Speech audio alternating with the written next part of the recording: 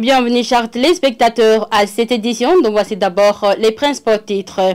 Commémoration du 30e anniversaire de la mort de feu Cyprien Ntaryamira, ancien président de la République du Burundi, tué dans un crash d'avion présidentiel de son homologue rwandais à l'aéroport de Kanombe. Et la famille de feu Ntaryamira, par le biais de son épouse, continue à plaider pour que justice soit faite. Entre-temps, l'archevêque catholique de Bujumbura, au cours de la messe commémorative de ce 30e anniversaire, a appelé à ceux qui dirigent le pays d'éviter le verrouillage de l'espace politique, l'injustice qui risquerait de révolter certains comme à l'époque de Ntaryamira. Et les victimes des inondations dues à la montée des eaux du lac Tanganyika, vivant encore dans le quartier Kanyinoko de la ville de Rumonge, réclament leur délocalisation. Voilà le sommaire tout de suite, les détails.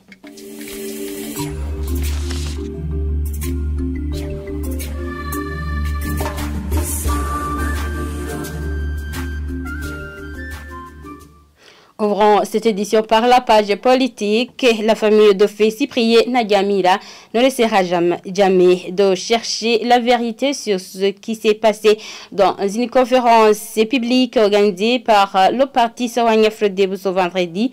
Son épouse a annoncé qu'elle a demandé aux Nations Unies et que des enquêtes neutres soient faites, mais n'a jamais eu gain de cause. Sylvane Ntaryamira a déclaré toutefois que la famille va continuer à plaider pour que justice soit faite. On l'écoute dans la traduction de Francine Dokbugay.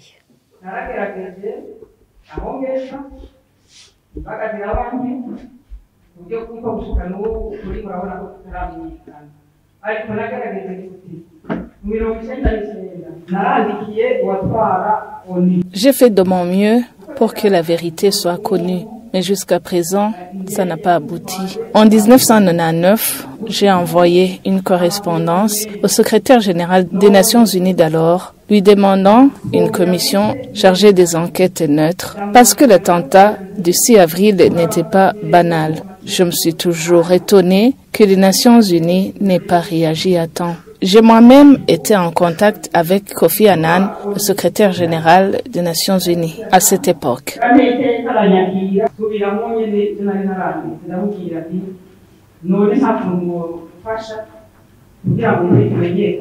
Je lui ai rappelé le contenu de ma lettre. Il m'a répondu que cela serait possible si les gouvernements concernés se saisissent de l'affaire pour éviter que ce soit sous la responsabilité des familles ayant perdu les leurs. J'ai par la suite approché les différents dirigeants du pays et ils m'ont promis de le faire, mais en vain. Nous allons continuer notre requête et nous espérons qu'un jour, la lumière sera faite, même si ce sera après 50 ou 60 ans.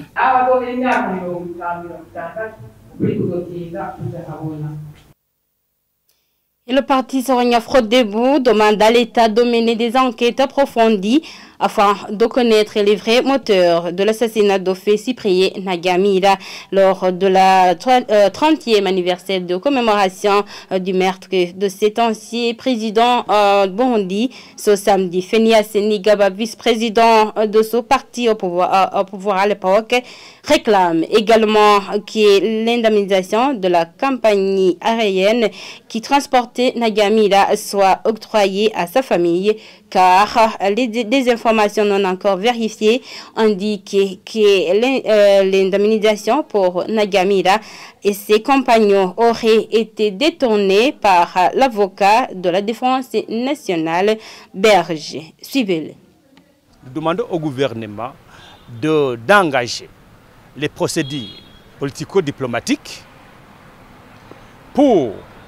et judiciaires pour voir comment faire des enquêtes fouillées en impliquant la communauté internationale et le Rwanda pour que les commanditaires, les assassins, les mobiles de l'assassinat du président Ntaryamira soient connus officiellement. Et cette fois-là, si c'est connu, il faudra que les coupables soient punis, soient sanctionnés conformément à la loi. Ça, c'est la première chose. Deuxième chose, nous voyons que le président Nadiamira, c'était vraiment un président qui est mort dans un attentat, mais il cherchait la paix et la sécurité pour le Burundi. Nous voudrions demander au gouvernement du Burundi de voir comment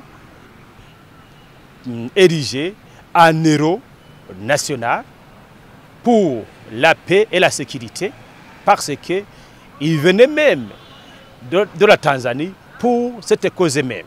C'est pourquoi nous demandons cela au gouvernement burundais.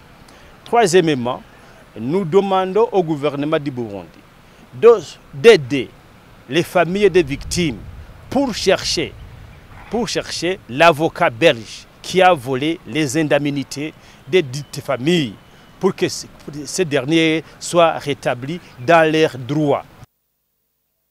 Et dans son homélie en mémoire du feu président Nyagamira, l'archevêque de Bujumbura, Gervais Banshimiusa, a conseillé les Burundais de tirer des leçons du passé pour éradiquer l'exclusion et la justice non équitable dans le pays. Suivez-le.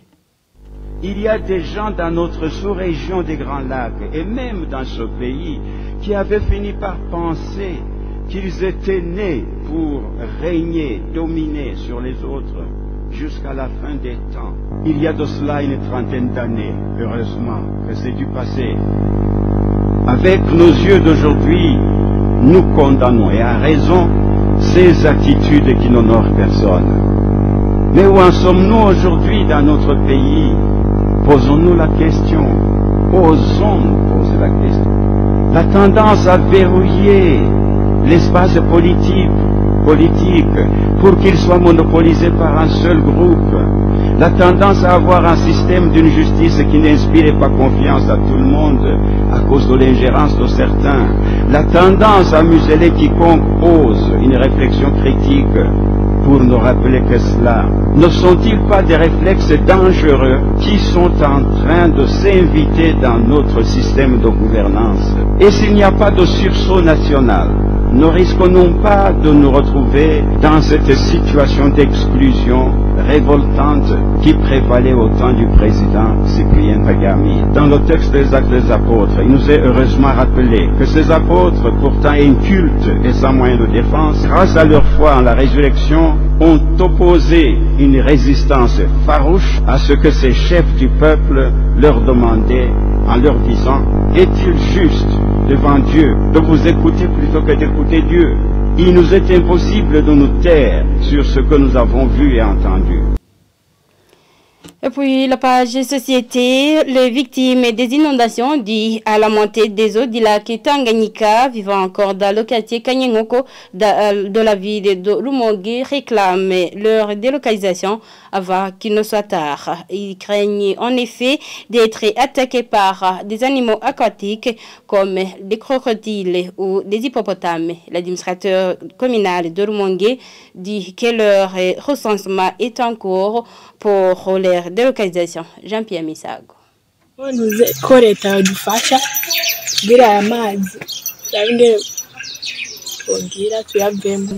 Parmi les habitants du quartier Kanyengoko, dont les maisons d'habitation sont entourées par les eaux du lac Tanganyika, qui se sont exprimés, disent qu'ils n'ont d'autre choix puisque n'ayant pas de moyens financiers pour aller louer d'autres maisons. Ils demandent au gouvernement burundais de collaborer avec ses partenaires afin de procéder à leur délocalisation dans les meilleurs délais. Ils disent craindre en effet des animaux aquatiques comme les crocodiles et les hippopotames ayant suivi ce mouvement des eaux. Augustin Minani, administrateur communal de Rumonge, après une descente sur le terrain, dit qu'une commission a été mise sur pied et est en train de recenser les victimes afin qu'au bout du compte, une réunion à leur intention soit tenue pour statuer sur leur sort. Entre-temps, le port commercial de Rumonge, sise dans son même quartier, a déjà déménagé vers l'est, à l'extérieur de sa clôture habituelle, Après l'inondation de tout le port et dans les infrastructures du ressort du bureau provincial de l'environnement, agriculture et élevage de Rumongue d'à côté, ont procédé ce 5 avril courant à l'évacuation de la dolomie stockée après une perte de plus de 100% et plus de 10 lapins de ceux qui y étaient élevés suite à cette montée des eaux du lac Tanganyika. Au Sénégal, avant de clôturer ce journal, le nouveau président sénégalais Bassirou Diomaye Faye a nommé vendredi un gouvernement de 25 ministres. Des informations recueillies sur France 24 indiquent que le premier ministre Sonko a promis que cette nouvelle équipe incarne le changement plébiscité par le peuple sénégalais. Images et commentaires. Ils sont 25 ministres et 5 secrétaires d'État sénégalais.